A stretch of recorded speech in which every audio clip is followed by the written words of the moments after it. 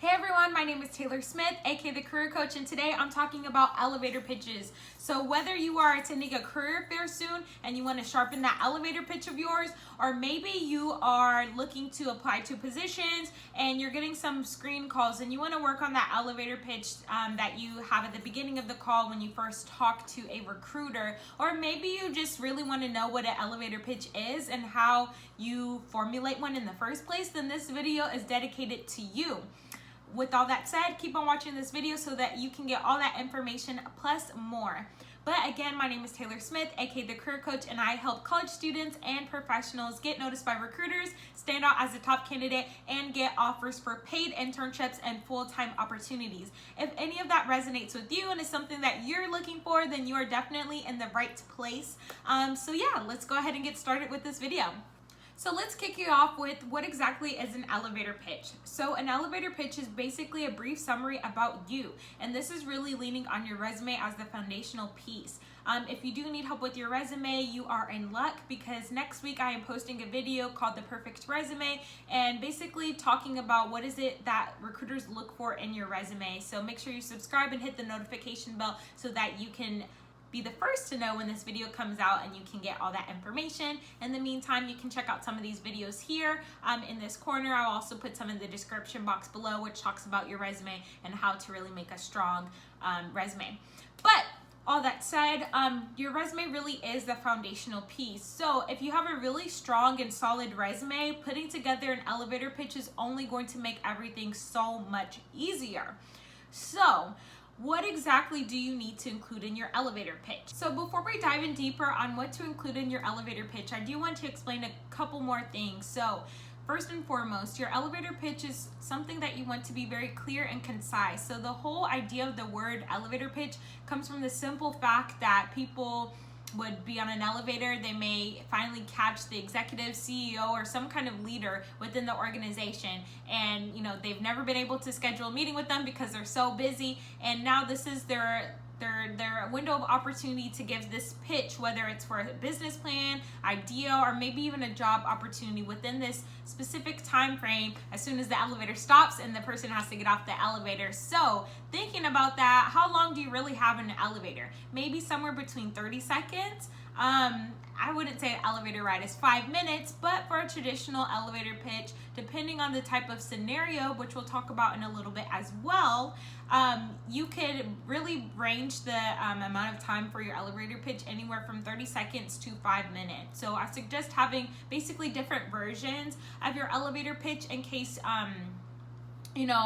you have a little bit more time in some cases, or you may not have much time at all. So it really just depends on the type of situation you have, which we'll discuss a little bit more later. The second thing you want to keep in mind with your elevator pitch is that you want it to be fluid and very conversation-like, right? So you want to make sure that you practice your elevator pitch, and you really know it well like you do your resume, because this is going to help you be very fluid when you are talking to the person.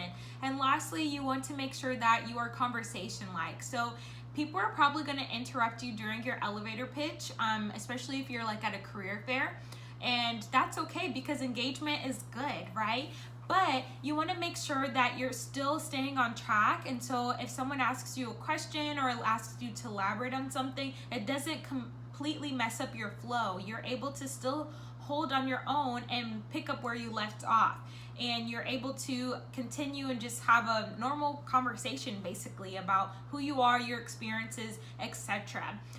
You don't want to fumble too much on trying to remember a specific script for your elevator pitch. I mean, creating a script is going to be good when it comes to practicing it, but if you don't recite it 100% the same as what you wrote down on paper or typed up on your computer, that's okay, because no one knows what your script is 100%, and if you deviate a little bit. Honestly, my elevator pitch kind of varies depending on who I'm talking to, and it's never ever going to sound exactly the same, and that's okay. So just wanted to keep these things in mind, because these are some of the challenges I see people make regarding their elevator pitch. Either it's way too short, either it's way too long, or either it's just not really a conversation and they're worried too much about the nitty-gritty details and trying to be perfect. So before we dive into this elevator pitch formula, I do want to discuss the 3 types of scenarios where you may actually use your elevator pitch. So the first one is going to be at a career fair. So this is a way that you're going to be searching for a job, right? You're connecting with people all throughout the day. So when they first ask you, tell me about yourself or walk me through your resume, this is your signal for you to share your elevator pitch. So during these career fairs, you have a little bit more time because the recruiter is truly interested and they're asking you, right? So you may have about 5 minutes maximum to kind of walk through your resume, maybe about 3 minutes. And so this can be a little bit longer on that end, right? Because you're actually kind of pointing to some of the parts on your resume. They're looking at it with you. They're a lot more attentive. Unless someone tells you that they only have a short period of time and they specifically say, hey, tell me about yourself in 30 seconds, then, you know, you can lean towards this. But it also depends on the person's engagement with you. So if someone is really interested, asking you questions, etc., then you may be willing to go a little bit longer with your elevator pitch, right? But if someone is like really kind of get to the point, really snappy, really pressed for time, then you need to read the room and you may want to consolidate your elevator pitch to maybe about 30 seconds, 60 seconds, whatever. So this is a skill that kind of comes with time, right? The more practice you put in use, the better you'll get at gauging how long to kind of make your pitch. But this is some things to keep in mind. So the second example or scenario is going to be an interview prelude. So normally during an interview or a screen call, you're going to be asked the same question. Hey, tell me a little bit about yourself. Walk me through some of your past experiences or something very similar to that. And this is essentially going to be your elevator pitch again. So you're basically summarizing everything on your resume, all your experiences, what have you. So this is really good to also apply the same logic, right? This may be a little bit longer. It's kind of actually in the middle. It could be anywhere between 1 to 5 minutes, right? Maybe not the 30-second snippet. Really just depends on the vibe that you're getting from the interviewer. But this is another opportunity for you to apply your elevator pitch. And lastly, the third example or scenario where you'll use networking is for just general networking. You'll use your elevator pitch for general networking. But y'all get it. So anyway, this could be like if you're attending some kind of networking dinner at your job, some kind of happy hour, what have you, when you're meeting people for the very first time that you may have not ever worked with before, or you know, maybe you've had some meetings with them over the phone, but you never really gotten to connect with them on a more personal level. This is a great way for you to introduce yourself to someone else. So obviously this isn't for any kind of job opportunity, so you really want to keep this one short, maybe 30 seconds to 1 minute. When someone just asks you, hey, so what do you do here at the company? Maybe this is some kind of networking event where actually you don't even know anybody within the company. You guys don't even work for the same company. You work all different businesses, companies, etc. Then, you know, still the same thing applies, right? You can give this 30-second little snippet about who you are in this professional setting so that you can really connect with somebody else. So, you know, you don't have to go super detailed on all the nitty gritty. You don't even have to go into all of your past experiences if you don't want to in this example either. You may focus more so on like your current position or the things that are more relevant to you, right? It really just depends on the engagement, again, you get from the other person. But honestly, they're probably not going to want to hear your whole life story. They're just there to have a good time, get a couple drinks, eat some good food, or whatever event, you know, is planned for you guys. But this is something to also keep in mind. You can apply a similar elevator pitch, but it may just be a much smaller and condensed version. Alrighty, so now we're going to discuss this elevator pitch formula that I've created, which is basically 4 easy steps to help you kind of picture in your mind how you could lay out and really say your elevator pitch. I'm an engineering major, so I love formulas. This works for me. So I think this will help you really stay on track and organized when you are talking to someone about your experiences and overall just delivering this elevator pitch. So step 1 of this elevator pitch formula is to discuss who are you. So as a student, this may look like your name, major, university, classification, which is basically freshman, junior, sophomore, senior, and also your GPA, which is of course optional. So this is what this could look like at this very beginning part, really just introducing who you are. If you are professional, you may not really go through all that. It's probably not even applicable to you in many ways. So this is more so just your name, maybe the current company you work with, the current position that you're in, and also really just kind of highlighting your background at a high level. So, hi, my name is Taylor Smith. I'm a senior chemical engineering student at Prairie View A&M University with a 3.8 GPA. Or this could be, hi, my name is Taylor Smith. I currently work with Baker Hughes as a lead sourcing specialist, and I have a strong background in supply chain. So step number 2 is to discuss what is it that you're looking for. So of course this is going to vary per situation, but this is especially prominent within a career fair, right? So if I'm talking to someone at a career fair and I'm specifying what exactly I'm looking for an internship, or I'm looking for a full-time opportunity, I'm looking to stay in supply chain, I'm looking to do an engineering position, what have you, you need to try to specify this right after you introduce yourself. However, if this is an interview, obviously they know the position that you are looking for. So you could subtly restate this, obviously, you wouldn't say obviously, but you would say, I am interested in said position.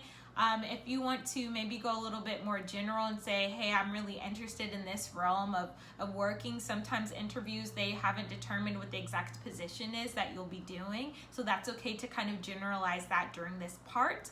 But if you are doing some kind of general networking event, right, you don't really have to specify that because you're not looking for a job, right? But you could mention what brings you to X event. So, hey, I'm at this event basically because I'm with the organization as the secretary, or I came to this event to meet more similar professionals who are Black engineers, or what have you. So this is something that you can kind of embed in this next section here. So the third step is to discuss, what do you do, or what did you did? Now this is when you're really going to start leaning on your resume, right? And you're going to basically walk through all your relevant experiences, any of the other sections on your resume, etc. And so this is where you are going to really summarize everything. You're trying to keep it high level, but also still interesting and engaging. Obviously, again, this is going to vary, so definitely during a career fair or during an interview, you're going to be doing this. But during the general networking example or scenario, you may only keep it to the high level, right? This is the current position that I'm in. This is a little bit about what I do, but you don't need to go in much more detail about all the other experiences unless someone asks you, of course. And the fourth step is to connect. So this is basically tying everything together and really bringing it home for your interview, your elevator pitch at the career fair, etc. So basically, this is just tying in a little bit of everything, right? So this is like me concluding basically everything I said about my resume. This is also me tying in some of the research that I've done about the company, and also why I think I would be the best fit for this said position, right? So this is really just kind of tying everything up together in a nice, neat little bow to say, hey, this is why you should hire me.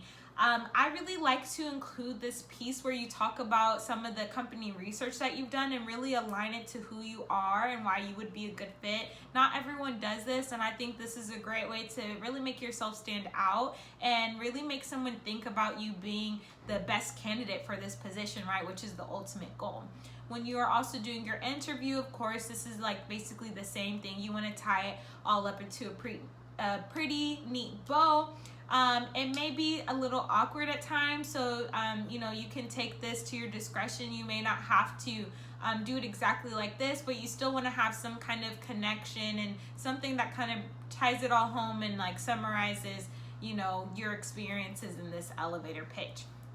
Lastly, for general networking, right, you probably don't really need to do this. This is optional, but you can tie it all together and kind of like we mentioned before, hey, this is why I am here at this event because I want to learn more about this.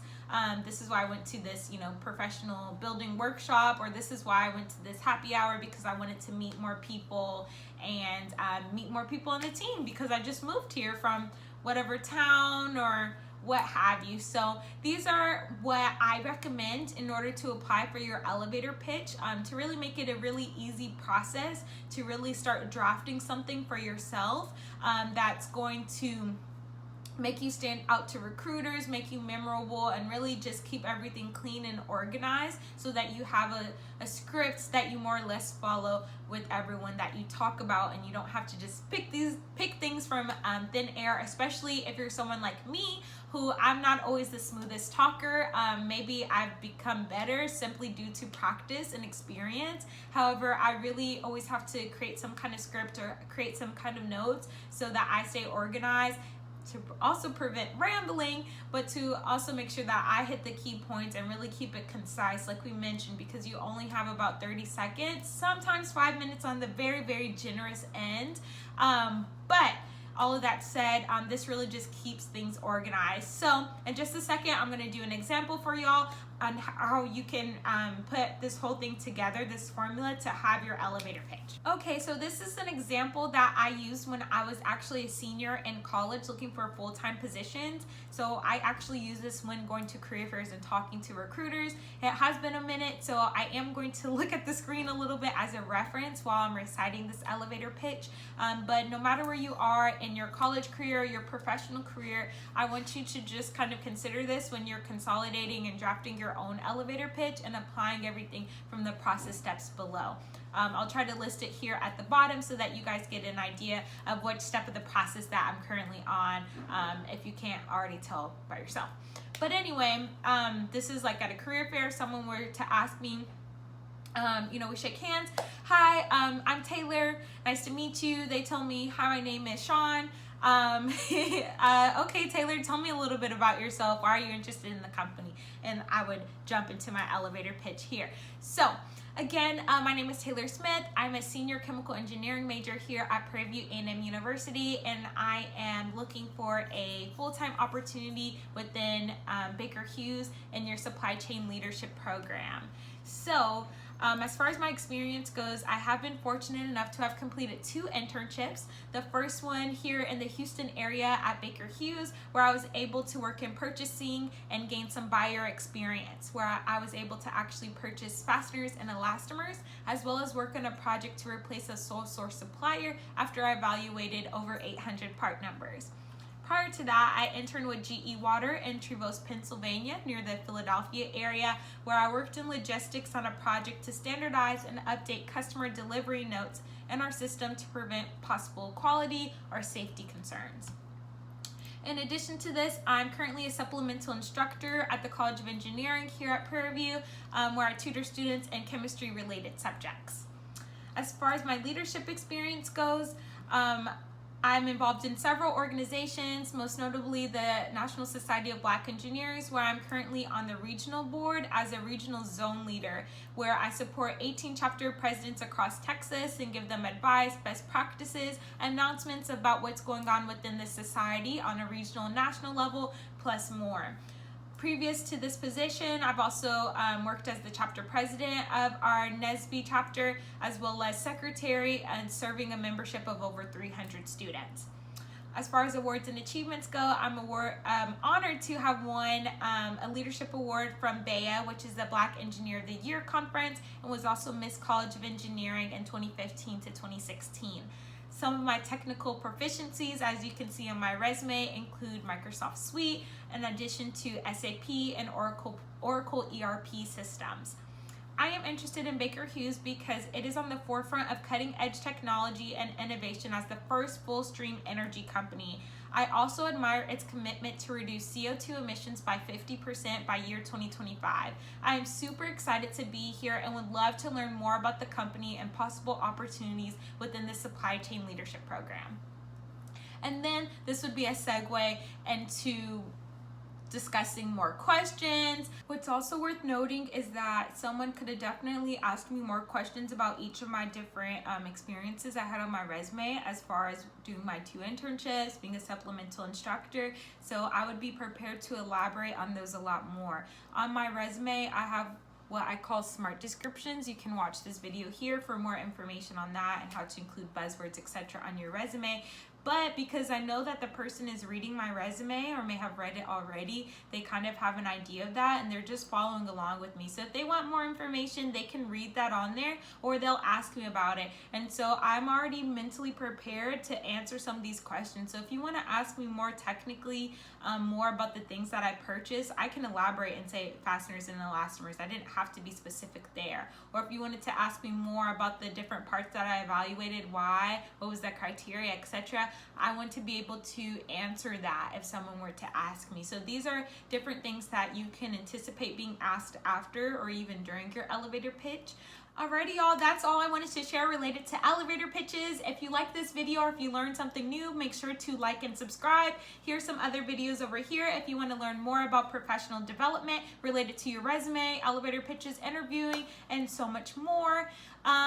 In addition to that, if you want to stay connected with me on social media, make sure to follow me at tips_by_Taylor on Instagram and Twitter, where you'll get the first and the latest news relating announcements regarding any programs, boot camps, etc. that I'm going to have here in the near future, as well as other free tips there on those platforms. In addition to that, you can visit my website, taylorosmith.com, especially if you want to learn more about my one-on-one services as far as resume makeovers, mock interviews, or if you want help with your entire application process from start to finish in my one-on-one coaching program. Well, until then, happy job hunting. Best of luck to you guys, and I will talk to y'all really soon. Y'all take care. Bye.